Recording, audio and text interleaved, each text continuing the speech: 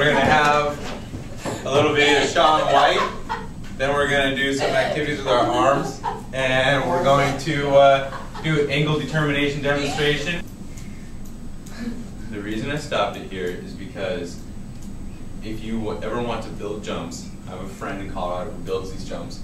You need to know what angle you need to use to have people go off the right jump and land at the right place. If you make it too steep, they're going to go up too high and not far enough. And if you make it too low, they're going to go far but not very high. So it's important to know. I know what angle it is. What's your question? I know what angle it is. What do you think the angle is? It's a cube. No, it's not a cube. So that's a really great point. Is this angle obtuse or acute? That's not, you know, that has to do with... It's like this though. Well, the angle against the base of the snow would be, it would be flat here, and then this angle would go up here. So it would be about like this. Oh, so it's a cube. Never mind. So it's a cube. Oh, you're talking about that. I thought you were talking about like... Okay, Can you read it? so everybody, first thing I want to do is see what you guys know about angles. So if I say make a 45-degree angle with your arms, what are you going to do? Acute. 45-degree, let's see here, this would be 90, this would be about 45. Right? Oh, I was right! So make about a 45. No. Jackie, Down. what do you You got? have it the wrong way. It's down. Okay, so Jacqueline, since you got it correct, you get to choose the next angle that we're going to I put have on. it like this. Amara, You have please. it the wrong way. Jacqueline. Jacqueline, what angle would you like to make with our arms? I'd like to make 180. 180? Who can make 180? So if this is my angle right here, this is angle A, we can estimate what that angle is. What's the estimate for that angle? 45 or 60. 45 to 60, somewhere in there. Kayla, what do you think the angle is? Trevor? Make a guess.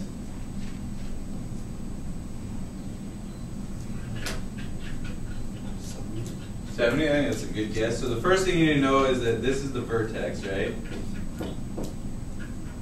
Right here. And that's what you have to measure from. The second thing you need to know is that this little arrow right here is showing you what angle to measure. Because on one of the angles on the quiz looked like this. And you guys were measuring this inside angle versus measuring the outside angle. And I would say 80% of us got it wrong.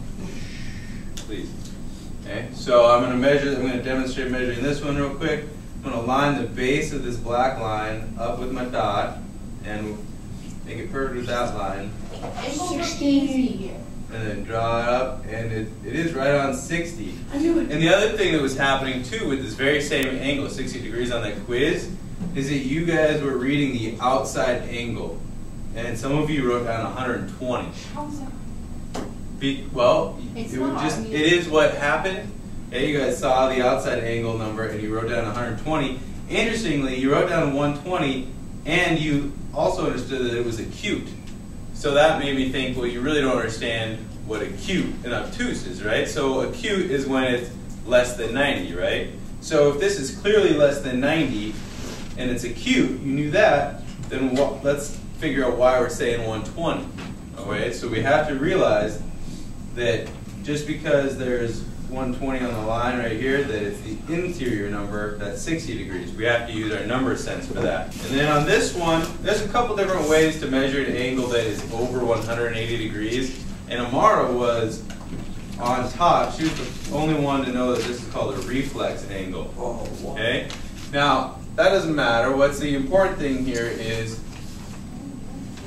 how are we going to measure this? Because this little guy doesn't do the trick unless we do some math. So one way we can do an angle that's over 180 degrees is we can measure this angle right here, and then what? And then plus that with 180.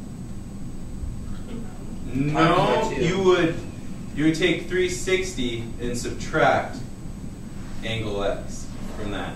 Okay?